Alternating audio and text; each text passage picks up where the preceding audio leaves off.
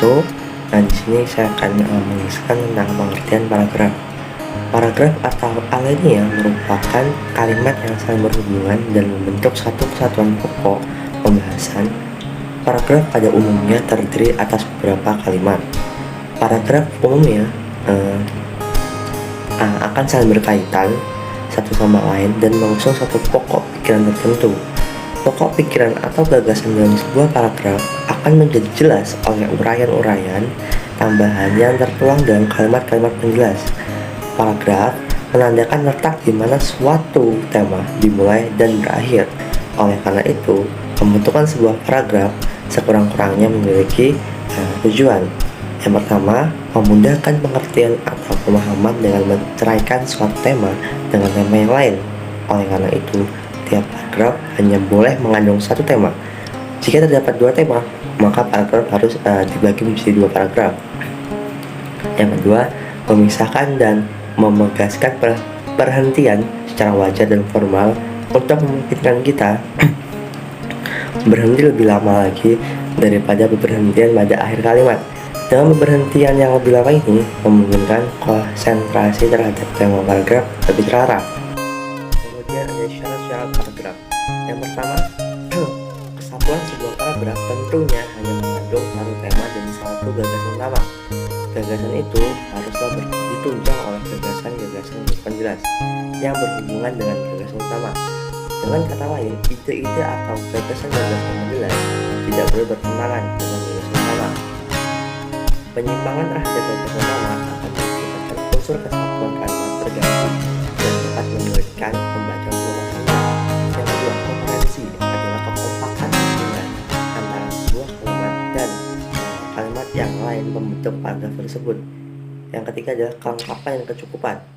Pengembangan paragraf suatu paragraf dikatakan lengkap apabila berisi kalimat-kalimat penjelas yang sudah cukup untuk menunjang kejelasan kalimat topik atau kalimat utama. Sebaliknya, paragraf dikatakan tidak lengkap apabila tidak dikembangkan atau hanya diperluas dengan pengulangan-pengulangan. Kemudian ada jenis-jenis paragraf. Jenis paragraf berdasarkan sifat dan tujuan. Yang pertama ada paragraf pembuka, paragraf penghubung, dan paragraf penutup. Kemudian ada paragraf berdasarkan letak kalimat utama, yaitu ada paragraf deduktif, paragraf induktif, paragraf gabungan dan campuran, paragraf tanpa kalimat atau kalimat utama dan pada seluruh paragraf. Kemudian ada paragraf initeratif. Yang ketiga itu ada paragraf berdasarkan bentuk dan tulisan atau sifat isinya. Itu ada paragraf narasi, paragraf deskripsi, paragraf argumentasi, paragraf persuasi, dan paragraf eksposisi. Nah, di dalam paragraf eksposisi ada beberapa jenis pengembangan lagi, yaitu ada eksposisi definisi, ada eksposisi proses, ada eksposisi klasifikasi, dan eksposisi ilustrasi. Kemudian ada eksposisi perbandingan dan pertentangan, dan yang terakhir ada eksposisi laporan. Ada pola pengembangan paragraf. Pengembangan paragraf adalah perincian dan perututan pikiran yang diwujudkan melalui penataan kalimat-kalimat. Kalimat-kalimat penunjang akan mengembangkan gagasan yang terdapat dalam kalimat topik. Dalam ringkasan kalimat-kalimat penunjang ini dapat diabaikan. Oleh karena itu, ada 3 persoalan yang tercakup di dalamnya, yaitu pertama, kemampuan menentukan dan meletakkan kalimat secara tepat. Kemampuan merinci secara maksimal gagasan utama paragraf ke dalam gagasan bawahan, dan kemampuan mengurutkan gagasan bawahan ke dalam urutan yang teratur. Kemudian ada pola pengembangan yang dipakai, antara lain ditentukan oleh gagasan yang hendak disampaikan itu berupa urutan peristiwa, maka pola pengembangannya yang sebaiknya dipilih adalah pola kronologis. Pilihan pola pengembangan ditentukan pula oleh pandangan penulis itu terhadap masalah yang hendak disampaikannya. Dalam bagian ini dibahas mengenai beberapa pola susunan rincian yang sering digunakan dalam tulisan, yaitu pola runtutan ruang dan waktu, pola klasifikasi, pola susunan sebab akibat, pola susunan perbandingan dan pertentangan, pola analogi, pola susunan ibarat, pola definisi luas, pola contoh ilustrasi, dan klimaks dan anti klimaks.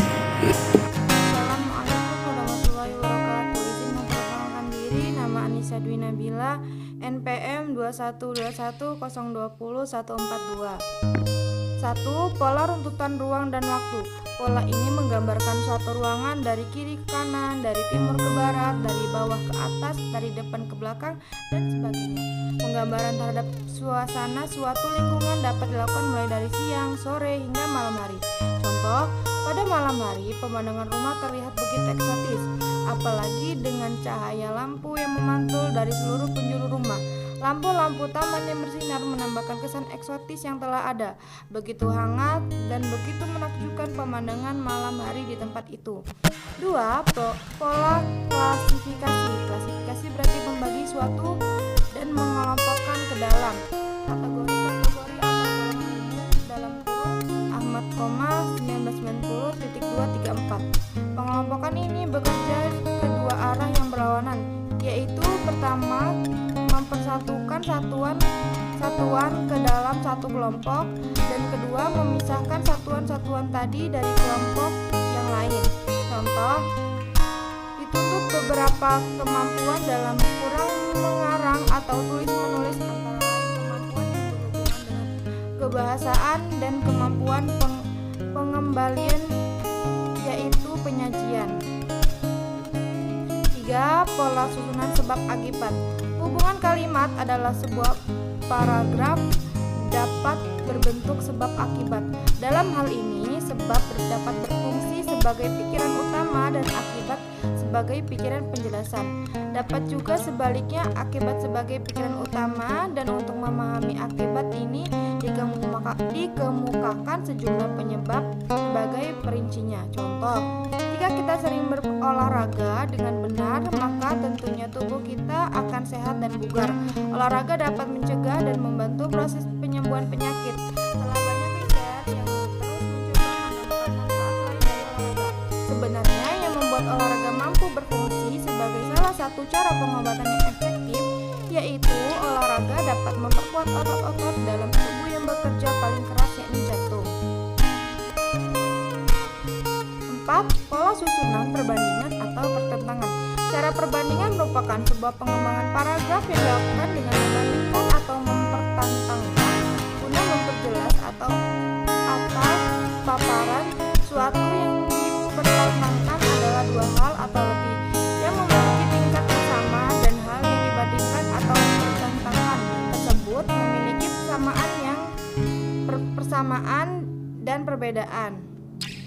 Contoh, walaupun banyak yang merasa bahwa antara teman dan sahabat merupakan dua istilah yang sama untuk merujuk penyebutan seseorang, teman dapat menjadi panutan yang baik, dan terkadang hal yang buruk pun tanpa kita sadari dapat menjadi panutan yang baik, dan terkadang hal yang buruk pun tanpa kita sadari dapat merasuk ke dalam diri kita.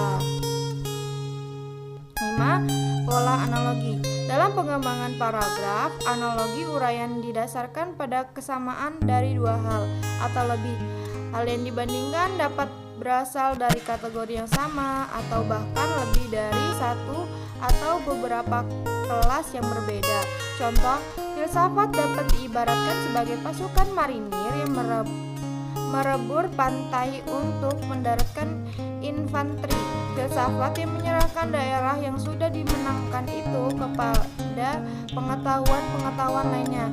Setelah penyerahan dilakukan, maka filsafat pun pergi kembali menjelajah laut lepas, berspekulasi dan menerantas. Sekian dari saya, terima kasih. Wassalamualaikum warahmatullahi wabarakatuh. Assalamualaikum warahmatullahi wabarakatuh. Izin memperkenalkan diri, nama saya Perlaya Amanda, NPM 2121020143. Di sini saya akan melanjutkan materi yang telah dibacakan oleh Anissa Dwi Nabila.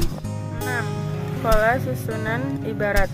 Pola susunan ibarat memiliki keserupaan dengan pola susunan perbandingan, di mana keduanya sama-sama membandingkan dua okra atau lebih.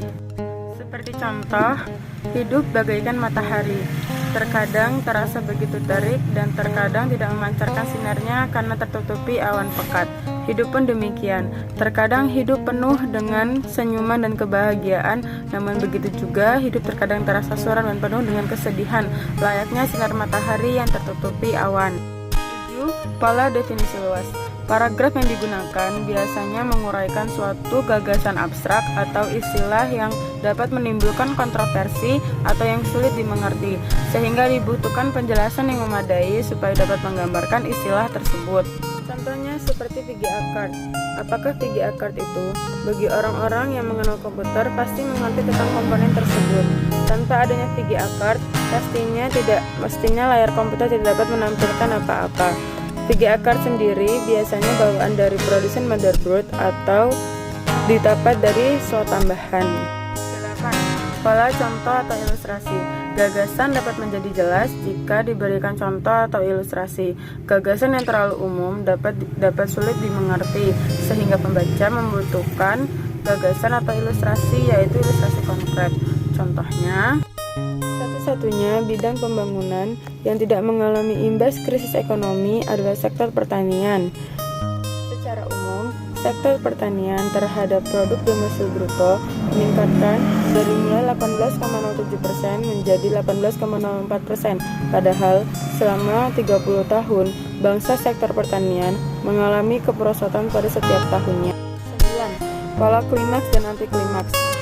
Pembuatan paragraf dengan pola klimaks dilakukan dengan menampilkan gagasan utama berdasarkan kedudukan yang paling rendah, sedangkan pembuatan paragraf dengan pola anti klimaks dilakukan dengan menampilkan gagasan utama dari kedudukan yang paling tinggi. Contohnya, bentuk traktir mengalami perubahan dari zaman ke zaman sejalan dengan perubahan teknologi manusia. Pada saat tank menjadi pusat perhatian semua orang, traktor pun ikut-ikutan mengubah model seperti tank keturunan.